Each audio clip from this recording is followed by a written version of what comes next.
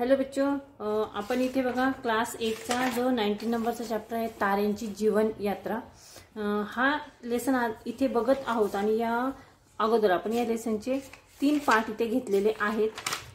त्यामध्ये आपला लेसन इथे बऱ्यापैकी कव्हर झालेला आहे।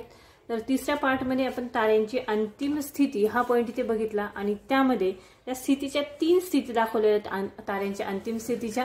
त्यामधील आपला पहिला पॉइंट इथे झालेला आहे सूर्याच्या वस्तुमानाच्या 8 पटीहून कमी मूळ वस्तुमान असलेल्या ताऱ्यांची अंतिम अवस्था। ठीक आहे, आज आपण दुसरा आणि तिसरा हा जो पॉइंट आहे ताऱ्यांची अंतिम स्थितीचा, तर ते दोन्ही पॉइंट इथे बघणार आहोत, म्हणजे आपला हा लेसन इथे कंप्लीट होणार आहे। ठीक आहे, तर बघूया, सुरुवात करूया की ताऱ्यांची जी अंतिम स्थिती होती त्या अंतिम स्थितीतील दुसरा जो पॉइंट आहे की सूर्याच्या वस्तुमानाच्या 8 ते 25 पट वस्तुमान असलेल्या ताऱ्यांची अंतिम स्थिती। ठीक आहे, अंतिम अवस्था हा जो पॉइंट आहे। तर यामध्ये काय म्हटलंय की बघा, हे तारे देखील वरील प्रमाणे तांबडा राक्षसी तारा व नंतर महाराक्षसी तारा या अवस्थांमधून जातात। हे जे तारे असतात 8 ते 25 पट वस्तुमान असलेले ताऱ्यांच्या अंतिम स्थितीचे, तर हे तारे देखील वरील प्रमाणे, म्हणजे आपण जे मागच्या ह्याच्यामध्ये बघितलं होतं की पहिला जो पॉइंट होता सूर्याच्या वस्तुमानाच्या 8 पटीहून कमी मूळ वस्तुमान असलेले ताऱ्यांची जी अवस्था आहे त्या अवस्थेमध्ये जसं बघितलं होतं की तांबडी राक्षसी तारा आणि महाराक्षसी तारा या अवस्थांमधून सुद्धा हे तारे जातात।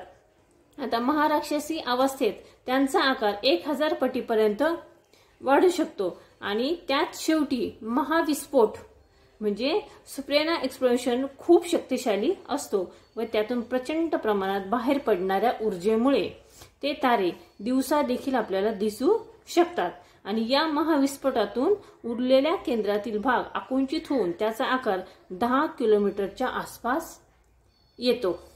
ठीक आहे, आणि या अवस्थेत ते संपूर्णपणे न्यूट्रॉनचे बनलेले असतात, त्यामुळे त्यांना न्यूट्रॉन तारे असे म्हणतात। ताऱ्यातील न्यूट्रॉनमुळे निर्माण झालेला दाब तापमानावर अवलंबून नसतो व तो अनंत काळापर्यंत गुरुत्वीय बलात संतुलित करण्यास सक्षम असतो। न्यूट्रॉन तारे ही या ताऱ्यांची अंतिम अवस्था असते।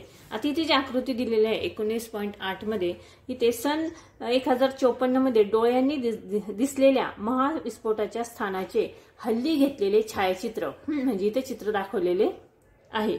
ठीक आहे, त्यानंतर तिसरी जी अवस्था आहे ताऱ्याची अंतिम अवस्था तिसरी, ती आहे सूर्याच्या वस्तुमानाच्या 25 पटीहून अधिक वस्तुमान असलेल्या ताऱ्यांची अवस्था। ठीक आहे, ताऱ्यांची अंतिम अवस्था।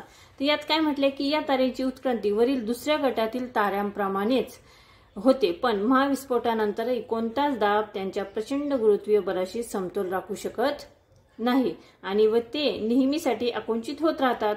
त्यांचा आकार लहान होत गेल्यामुळे त्यांची घनता व त्यांचे गुरुत्वीय बल खूप अधिक वाढते, त्यामुळे ताऱ्याजवळील सर्व काही वस्तू ह्या ताऱ्याकडे आकर्षित होतात व अशा ताऱ्यांतून काहीच बाहेर पडू शकत नाही, अगदी प्रकाश देखील यातून बाहेर पडू शकत नाही। तसेच ताऱ्यावर पडलेला प्रकाशही हा परावर्तित होत नाही। असे न होता ताऱ्याच्या आत तो प्रकाश शोषला जातो, यामुळे आपण या ताऱ्याला पाहू शकत नाही आणि त्याच्या या स्थानावर आपल्याला फक्त एक अतिसूक्ष्म असे काळे छिद्र दिसू शकेल, म्हणजे दिसते। आणि म्हणून या ताऱ्याला की ही जी अंतिम अवस्था आहे तिला कृष्णविवर म्हणजे ब्लॅक होल असे म्हणतात। तर अशा तऱ्हेने आपण पाहिले की या ताऱ्याच्या मूळ 3 अवस्था आहेत। मूळ वस्तुमानानुसार ताऱ्याच्या उत्क्रांतीचे 3 मार्ग असतात।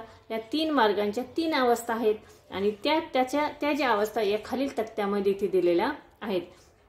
ताऱ्याचे मूळ वस्तुमान इथे दिलेले आहे आणि ताऱ्याची अंतिम अवस्था इथे दिलेली आहे।